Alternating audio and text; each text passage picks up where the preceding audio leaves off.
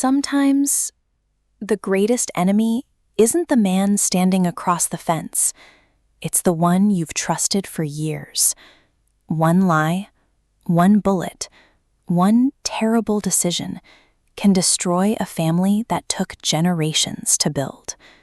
Tonight, we're diving into The Last Ride of Red Mesa Ranch, an unforgettable Western thriller packed with betrayal, revenge, deadly secrets, and a war that will leave no one untouched.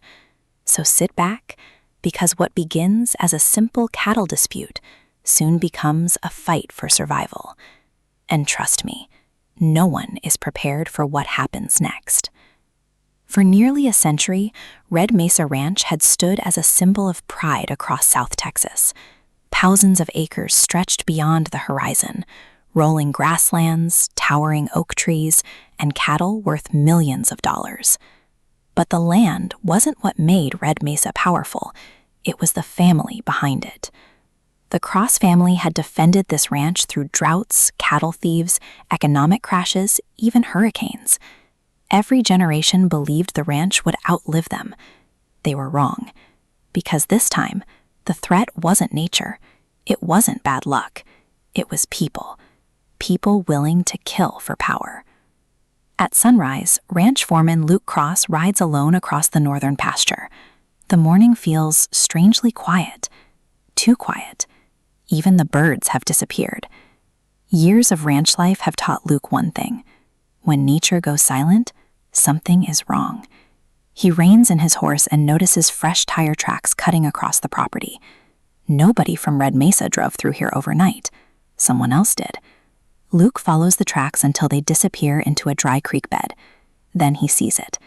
One of the ranch's prize bulls lies motionless on the ground. Its ear tag has been ripped away.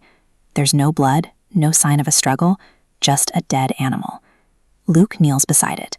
The bull's mouth is covered in foam. His face hardens immediately. This wasn't an accident.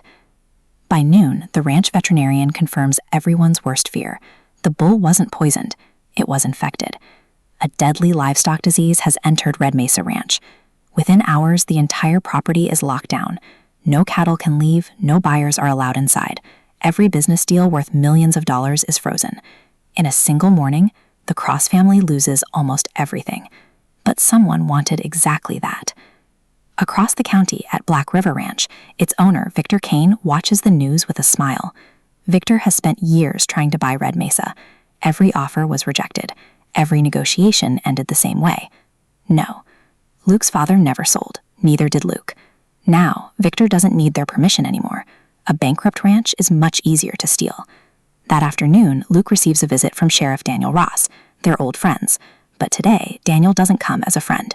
He comes with bad news. Another ranch reported missing cattle during the night. Security cameras captured several trucks heading toward Red Mesa. The problem, someone switched the license plates before crossing county lines. Every piece of evidence points toward Luke's ranch. Luke stares in disbelief. We're the victims. Daniel nods.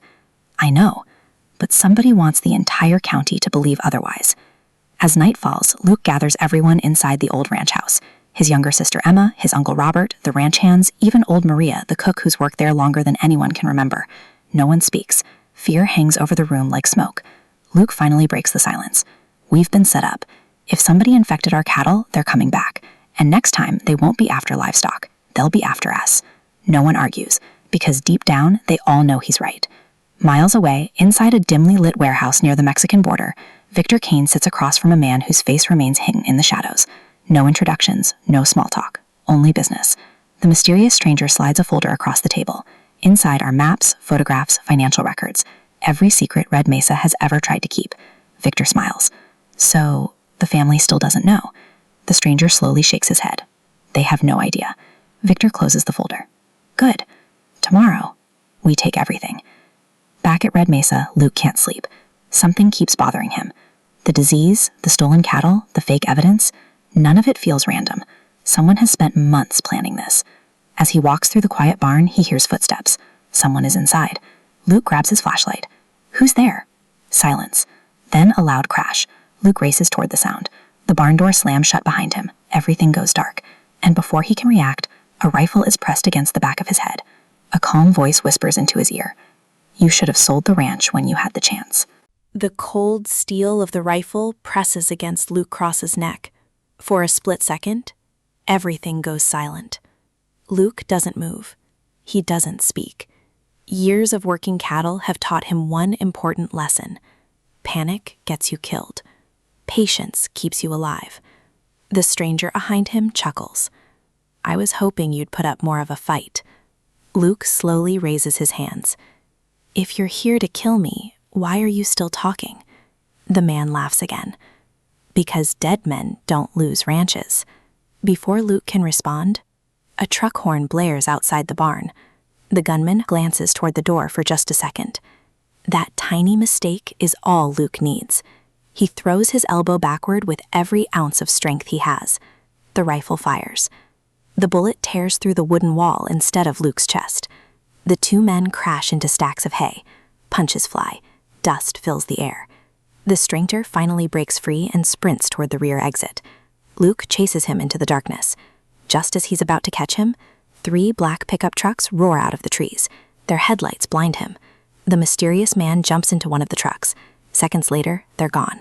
Only clouds of dust remain. Luke falls to one knee.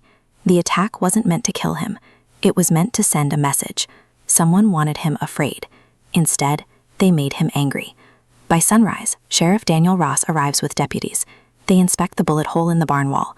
Fresh tire tracks circle the property, but there are no fingerprints, no shell casings, nothing useful. Almost as if the attackers knew exactly how investigations worked. Daniel studies the damage. This wasn't cattle rustlers. Luke nods. No. This was military. Daniel doesn't answer, because deep down, he knows Luke might be right. Later that morning, Emma Cross notices something strange. One of the ranch's surveillance cameras is pointing in the wrong direction. She checks the recordings. Every camera went offline for exactly 23 minutes. Not because of a power outage, someone logged into the system remotely. Emma freezes. Only 3 people know the ranch's security codes: Luke, Emma, and Uncle Robert. She refuses to believe Robert could betray the family, but the evidence refuses to disappear. Across town, Victor Kane hosts an emergency meeting with local investors. Television cameras capture every moment. Standing in front of reporters, Victor delivers the performance of a lifetime. My heart breaks for the Cross family. They've suffered a terrible tragedy. If there's anything Black River Ranch can do to help, we'll be there. The crowd applauds. The cameras love him. Only Luke knows the truth. Victor isn't offering help. He's advertising the funeral of Red Mesa Ranch. That afternoon, a call comes from the state agriculture department. More infected cattle have been discovered. Not just at Red Mesa, 3 neighboring ranches are now under quarantine. Panic spreads through the county. Livestock prices crash overnight. Banks begin freezing ranch loans. Insurance companies refuse new claims. Someone isn't just attacking one ranch anymore. They're collapsing an entire region. That evening, Emma secretly visits an old family friend named Miguel Alvarez. For 30 years, Miguel worked along the border tracking cattle smugglers. He retired after losing his son during a cartel shootout. Emma places several photographs on his kitchen table.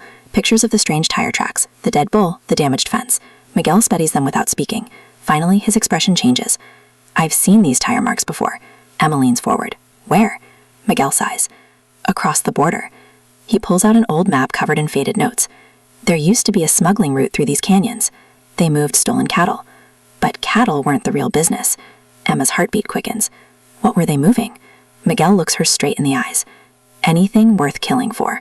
Back at Red Mesa, Luke walks through the quiet stables. One horse begins stomping nervously. Another refuses to eat. The animals sense danger long before people do. Then, Luke notices something nailed to the stable door. A small leather pouch. Inside, he finds a single silver bullet, wrapped in a piece of paper. Only 5 words are written. Leave or bury your family. Luke stares at the message. His hands begin to shake. Not with fear, with rage. Someone has crossed a line. This isn't about land anymore. It's about his family. And Luke Cross has no intention of running. That night, the entire ranch gathers around the dining table. Everyone expects Luke to discuss selling part of the property. Instead, he opens a dusty wooden test that hasn't been touched in years. Inside are old maps, legal documents, and several worn leather journals written by his grandfather. Luke carefully places one journal on the table. My grandfather always believed there was something hidden beneath this ranch. Everyone looks confused. Luke flips to a page marked decades earlier. A hand-drawn map appears. It points toward an abandoned silver mine deep inside Red Mesa. Written beneath the map are chilling words. If anyone ever comes looking for this, protect the ranch at all costs. Silence fills the room. Emma whispers, "What is it?" Luke slowly closes the journal. "I don't know, but I think that's why they're here." Meanwhile, Victor Kane receives an unexpected visitor. The mysterious man from the warehouse finally steps into the light. His name is Gabriel Navarro, a ruthless fixer with powerful connections on both sides of the border. Victor pours him a drink. "You promised me the ranch." Gabriel smiles coldly. "You'll have it." Victor relaxes. Then Gabriel adds one sentence that changes everything. "But first, the Cross family has to disappear." Victor's smile vanishes. For the first time, even he looks afraid, because he suddenly realizes he isn't the one giving orders. He's just another pawn. Back at Red Mesa, Luke walks onto the front porch just before midnight. The ranch is unusually quiet. Too quiet. Then, in the distance, he spots dozens of lights moving across the hills. Not cars, not houses. Flashlights. Whoever is coming, they're coming in numbers. Luke reaches for his rifle. The war for Red Mesa Ranch has officially begun. The lights moving across the hills weren't ranchers. They were armed mercenaries. Within seconds, gunfire shattered the silence. Bullets ripped through the fences as Luke, Emma, and the ranch hands fought to defend Red Mesa. The battle quickly spread across the property, turning the peaceful ranch into a war zone. But then, everything changed. Inside the old ranch house, Uncle Robert quietly unlocked the back gate. He had betrayed the Cross family. For years, Robert had secretly worked with Victor Kane, believing he would receive part of the ranch once Luke was gone. Instead, Gabriel Navarro had only used him. The moment the mercenaries entered, Robert realized he had made a terrible mistake. Outside, Luke discovered the betrayal too late. The attackers were already inside. As the firefight intensified, Emma raced toward the abandoned silver mine with her grandfather's journal. She finally uncovered the truth. The mine didn't contain silver. It hid decades of land deeds, proving that Red Mesa legally owned thousands of acres Victor Kane had been trying to steal. That was the real reason behind every attack. The diseased cattle, the stolen livestock, the fake evidence, it had all been part of a carefully planned scheme to force the Cross family into bankruptcy and erase the documents forever. Meanwhile, Victor demanded the deeds from Gabriel, but Gabriel laughed. "You were never buying this ranch. You were helping me steal it." Victor finally understood. He had been betrayed by the very man he trusted. Before he could react, a gunshot echoed through the mine. Victor collapsed to the ground. Gabriel had eliminated his last partner. Now there was only one obstacle left: Luke Cross. As Luke rushed toward the mine, he found Emma trapped inside with Gabriel. The outlaw pointed his pistol at her. Luke slowly lowered his rifle. For the first time, the fearless rancher had no move left. And that's when Gabriel smiled, because this was exactly the moment he had been planning all along. Luke stood frozen as Gabriel Navarro held Emma at gunpoint. For a moment, it seemed the battle for Red Mesa Ranch was over. Gabriel demanded the land deeds, believing they were worth millions. Luke slowly handed over the old journal. But Gabriel had overlooked one crucial detail. The journal wasn't the real treasure. It contained a map. The actual deeds were hidden beneath the floor of the abandoned mine, exactly where Luke's grandfather had predicted they would be found one day. Before Gabriel could react, Uncle Robert, filled with guilt over betraying his family, made one final choice. He stepped between Gabriel and Emma. A single gunshot echoed through the mine. Robert fell, but his sacrifice gave Luke the opening he needed. Luke tackled Gabriel, and after a brutal fight, the outlaw lost his grip on his pistol. As Gabriel reached for it again, the unstable mine began to collapse from the gunfire. Luke grabbed Emma and escaped just as the tunnels caved in, burying Gabriel beneath tons of rock forever. When the dust finally settled, the truth came to light. The hidden deeds proved that Red Mesa Ranch had been the rightful owner of the disputed land all along. Victor Kane's conspiracy was exposed. The surviving mercenaries were arrested, and the Cross family's name was finally cleared. Weeks later, life slowly returned to the ranch. The cattle grazed peacefully once again. The fences were rebuilt, and the Cross family honored Uncle Robert, not for his betrayal, but for the sacrifice that redeemed him in the end. As the sun set over Red Mesa, Luke looked across the land his family had fought to protect. He realized something his grandfather had always known. A ranch isn't built by the land beneath your boots. It's built by the people willing to stand and fight for it. The battle was over, but the legend of Red Mesa Ranch had only just begun.